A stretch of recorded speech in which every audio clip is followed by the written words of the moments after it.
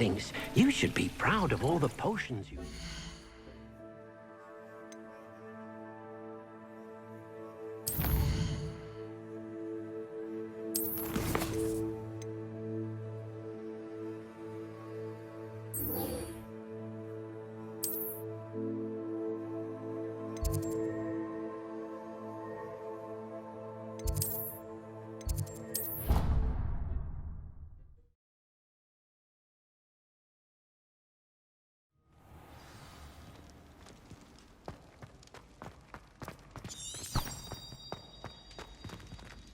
Revelio.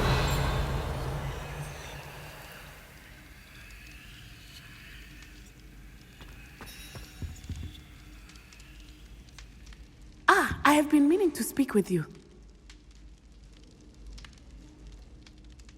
I still can't believe we escaped the Ashwinders. You may not realize it, but you are the talk of the school since you saved me that day. I wonder how everyone knows about it.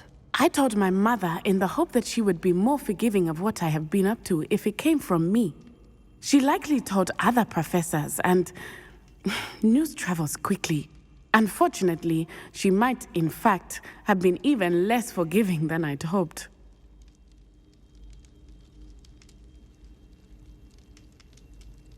If she knew more about what you've done, I suspect she'd be proud. If she knew any more about what I've done, she would never let me out of her sight again. I'm sorry.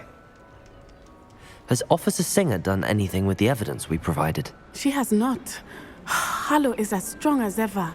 Someone needs to stop him, whether it is us or Officer Singer. If someone had stopped the monsters like him in Matabeleland, my father would be alive today. What exactly happened to your father? It was a beautiful day. My mother had gone to tend to a neighbor who was ill, and so my father and I were galloping in the savannah. Galloping? Your father was also an animagus, I take it? He could become the most majestic giraffe, and he would carry me on his back, my arms around his neck. We were on our way home when we surprised a group of bandits who had come from our village. One of them saw me just as he removed a scarf from his face. He shouted and then aimed his rifle. He didn't want you to identify him. Exactly. In an instant, my father bowed his neck to protect me and was hit. As he fell, my father changed back into his human form. When the bandits saw this, they turned and ran in fear. Magic terrified them, and then he was gone. And it was all my fault. Your fault? How so? He died protecting me. If I had been capable of protecting myself, he would still be alive today. My mother and I tried to go on without him, but it became too much for us there. A few years later, we left to come to Scotland.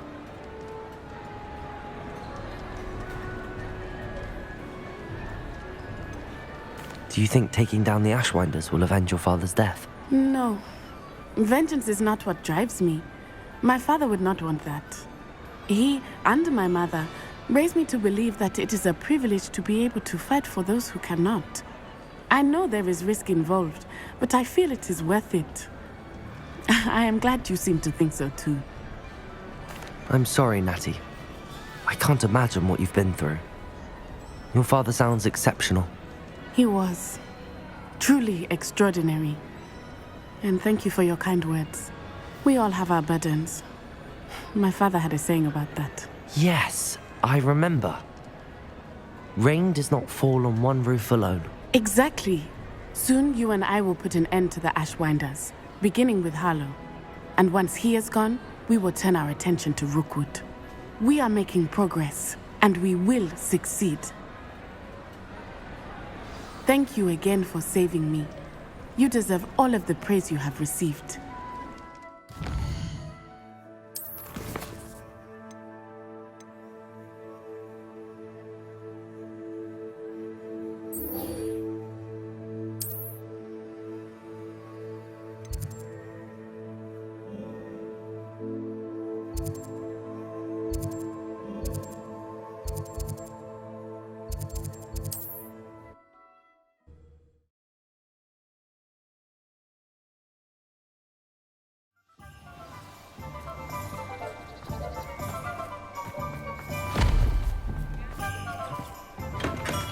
Hello there. In the market for potions, are we? A wise decision. Thank you.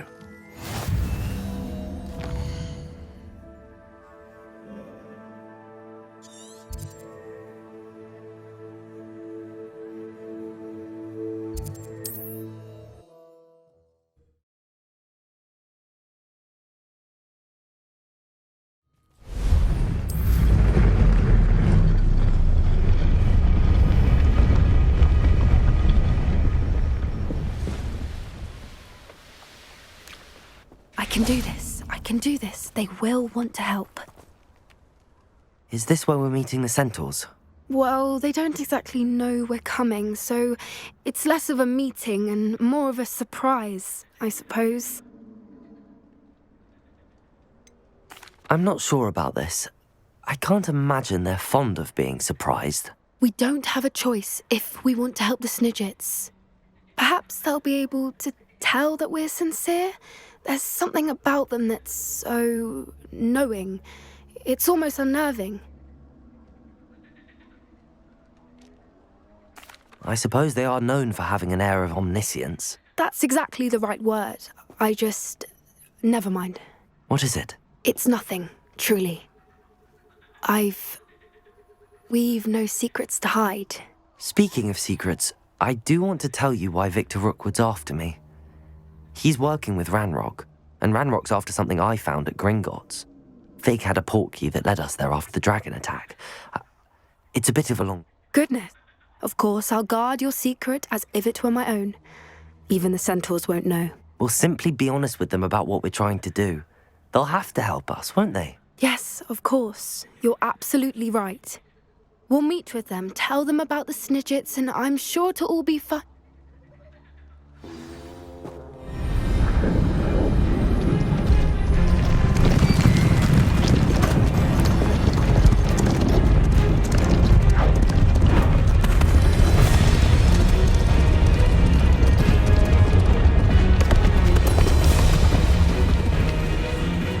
What do you think you're doing here, humans? Please! We were hoping to speak with you. Ah! I suppose you'd like a tale for your friends of the time you spoke to a centaur, and it spoke back. No, never! We're here because we need your help. Enough! You made a grave error in judgment in coming here, little witch.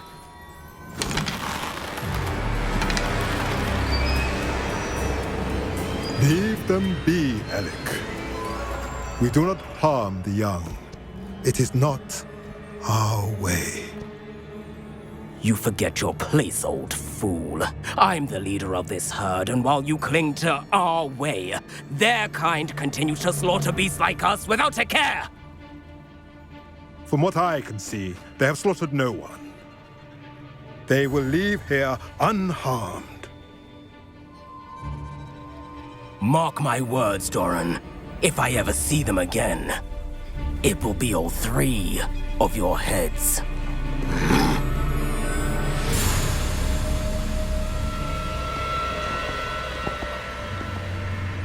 Foolish children. Do you know what happens to wizards who wander here? Now, follow me before Golden Snidgets are still alive, and the poachers are after them. They know that the key to finding them lies in the moonlight, but they don't know what that means, yet. Please, help us find the Snidgets before the poachers do. Could it be?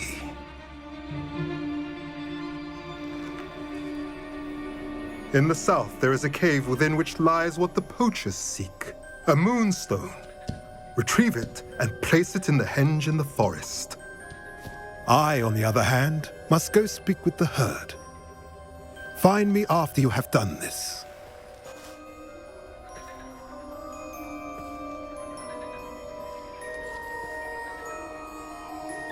I don't understand. So the moonlight mentioned in the journal doesn't refer to actual moonlight, but to a moonstone. What do moonstones have to do with Snidgets? And why was he so certain about where we could find one?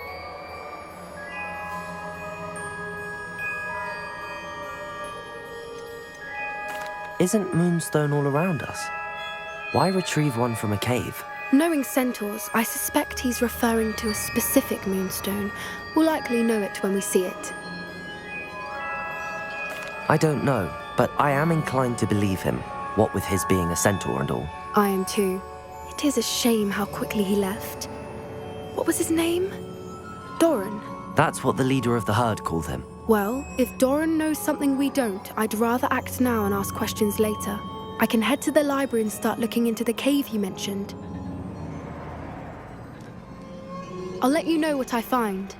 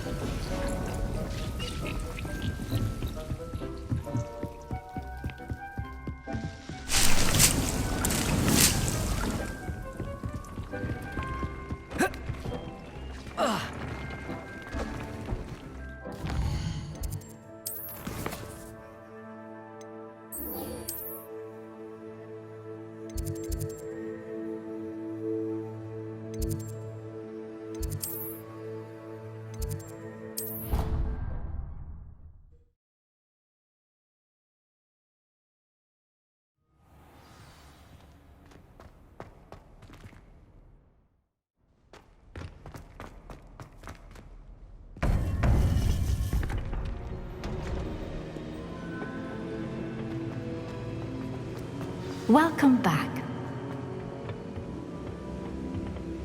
Hello, Professor. I have news. The goblins are looking for something. Another repository. They've built drills to help with their search. Most troubling. Are these repositories like the broken container I found at Rookwood Castle? They are. I fear we have no time to lose. Have a look at the map. Fortunately, the next trial is fairly nearby. It's Hogwarts. As you know, I was headmistress in my time. My portrait hangs in the headmaster's office. In fact, I witnessed Professor Black learn of your arrival. And I'll confess that I wondered about you. Wait, is the next trial in the headmaster's office? It is. I had hoped that when the time came, the occupant of that office would be of help to us. Unfortunately, this headmaster seems wildly unconcerned with anything but himself. You'll need to access the office while he's away. I understand. Very well. I'll find some way to get in. Good. I shall meet you in my portrait there. Until then.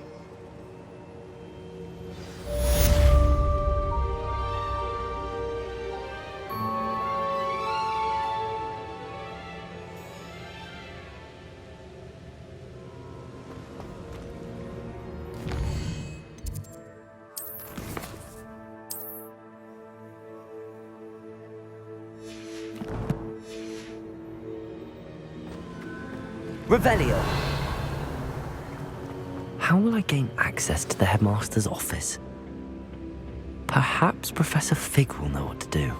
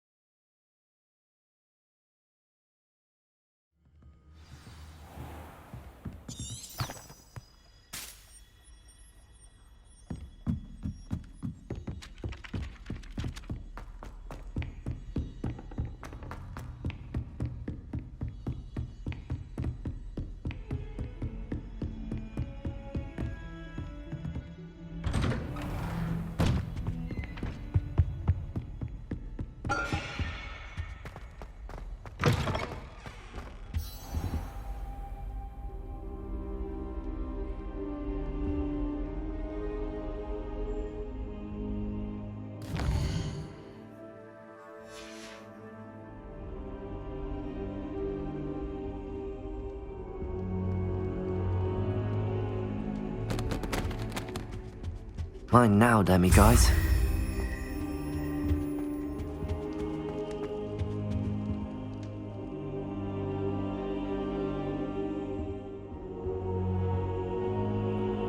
I Professor Fig, the Keepers have shown me where the next trial is. Has something changed? Lodgok and I have learned that the goblins are searching for another repository, like the one we saw at Rookwood Castle. And I discovered that they're building massive drills to help in their search. Professor Fitzgerald seemed very concerned. I see. Ranrock clearly knows even more than we suspected. And sir, there's something else. Lodgok knew Miriam. He knew Miriam? They encountered each other at Rookwood Castle. She was doing research. That's where she found the container with the portkey. He liked her so much that he let her leave with it, despite orders from Ranrock. I don't know what to say. She could win over almost anyone. I want to hear more of this. And, in fact, I'd like to speak with Lodgok directly. But we've no time now. Where is the next trial? Believe it or not, it's in the headmaster's office. Incredible. Very well. You'll need the password to get past the stone gargoyle. The headmaster's house elf will know it. I don't know the headmaster's house elf. Will he even speak to me? I imagine he's loyal to the headmaster. He is. So you'll need a disguise. I have just the thing. A Polyjuice potion. You'll look and sound like Professor Black. Wait, doesn't Polyjuice potion require a bit of the person you want to change into? And take ages to brew? It does. So how do you already have Polyjuice potion to change into Professor Black? One never knows when such a thing may come in handy. Let's just say I felt the need to be prepared for anything after my fruitless trip to the ministry on his behalf. Now, time is of the essence. Drink up and I shall explain more.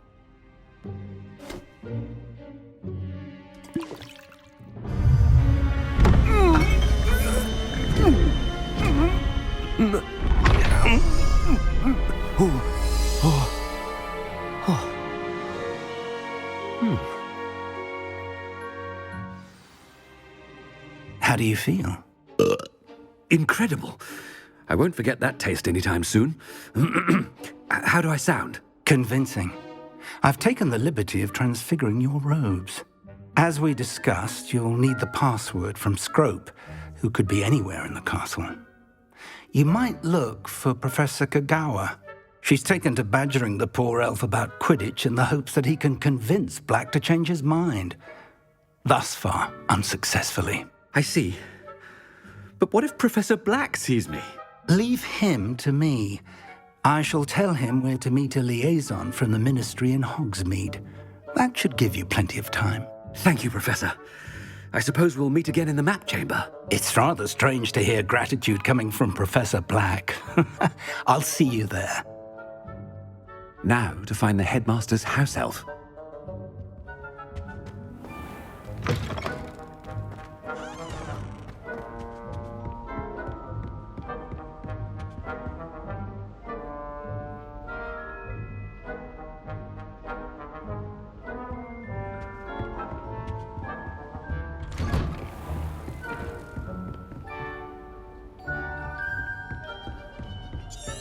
Do you have a moment, Professor? Professor, I was hoping to catch you. Places to be, Professor Sharp. Places to be. Of course, sir. Only, you'd asked me about a particular potion, and I did? I did, yes. Well, spit it out, Sharp. I don't have all day. Probably best not to discuss it here, sir.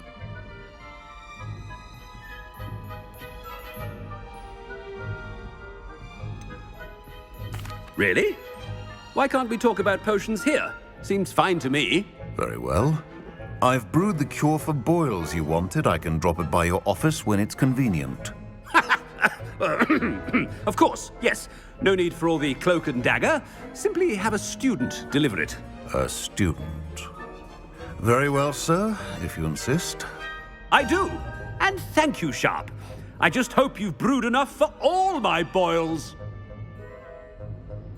Now, to determine which student gets this rather Stand proud, purebloods. The future is yours. Chewing with your mouth open? Where are your manners? What could the headmaster want?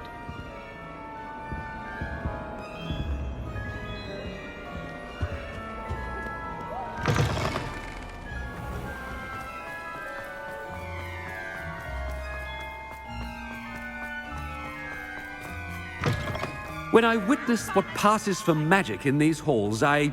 Headmaster, here, what could he want? If you must speak with me, consult my secretaries or what have you. Now move along.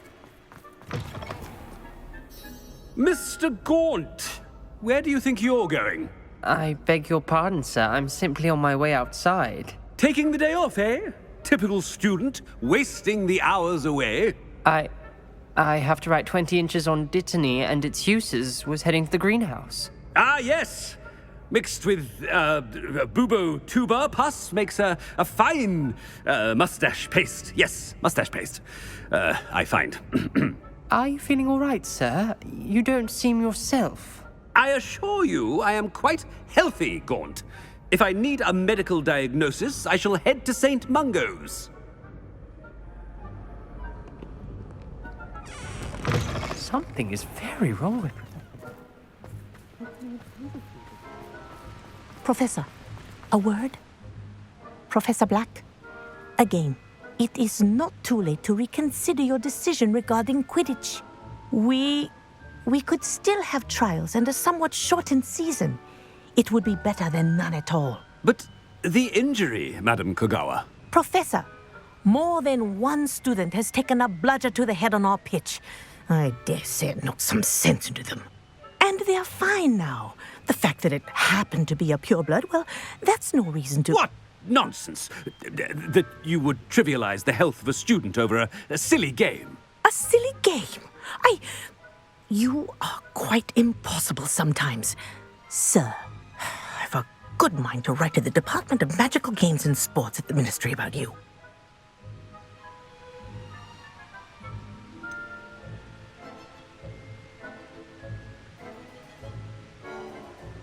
I should think you'd have better things to do with your time. Now, where's my elf? Good day, Professor. And I spotted Scrope in the Great Hall. Seems to be avoiding me. I wonder why. Good day, Madam Kogawa.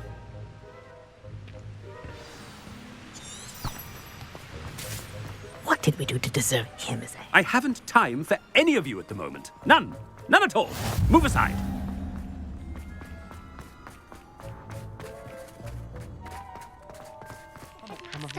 I hope it's not about anything I've been doing. Miss Broom, a word. Oh, Professor, this is an interesting surprise. It's Bloom, by the way. Remind me of your area of affinity, Broom. OWLs are swift approaching. Charms, sir. Non-verbal spells. Might work on one that makes me disappear. Well, keep at it, Broom. And before you know it, you'll be as invisible as that new fifth year seems to be. They're not invisible. I mean, I've seen them about. Yes, sir. Speaking of invisible, where's my blasted house elf? Something seems a little off with the headmaster.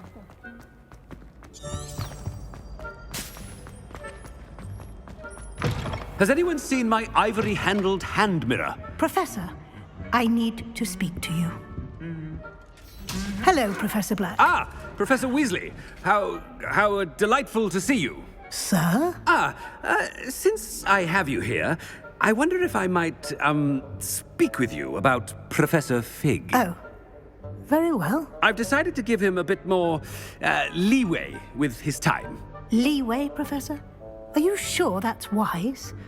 I confess I do worry for his students. He's rarely here as it is.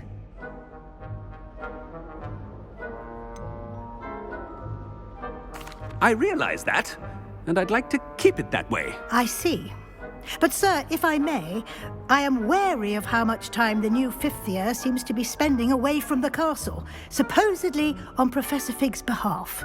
I've heard unsettling rumors of their escapades. Everything from sneaking into the Forbidden Forest to confronting Ranrock's loyalists and Rookwood's lot. What? Goodness. You cannot believe everything you hear, Professor. No, you cannot. I shall keep an eye on Fig. You simply keep doing the wonderful job that you're doing. Simply wonderful. Thank you. But I'm happy to look into... Good. That'll be all, Weasley. Professor Weasley. Good day. A wonderful job. Leeway for Professor Fig?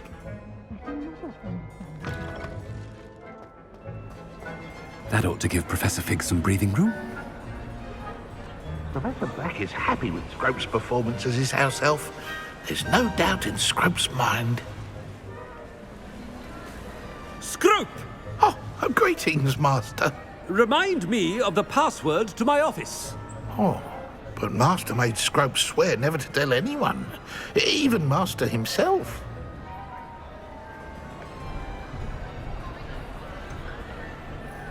And now I'm telling you that you can tell me. Yes, sir. Of course, sir. Scrope begs forgiveness. It is the Black family motto, Master. Right. Of course. Master does remember it.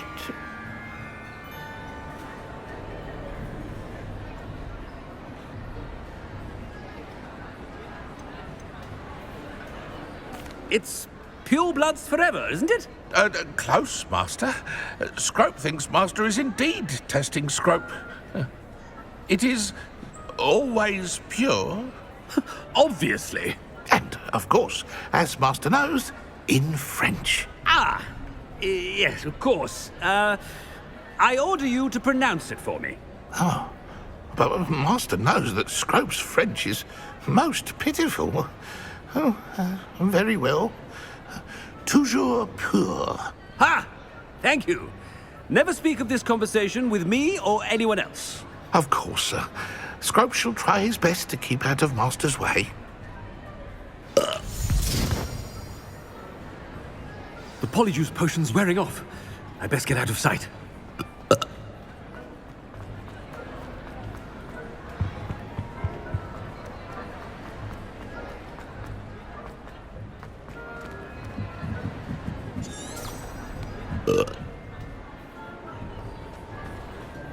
Made it just in time. It's wearing off. Fig was right. I can't believe it worked. Now to speak the password to the gargoyle.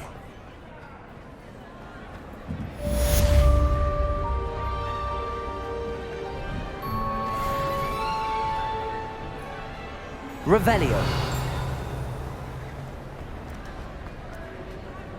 Aloha Mora.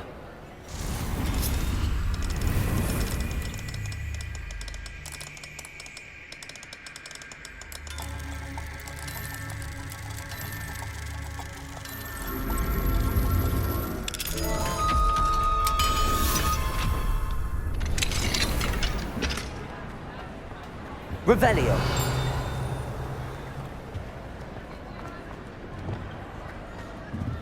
Confringo.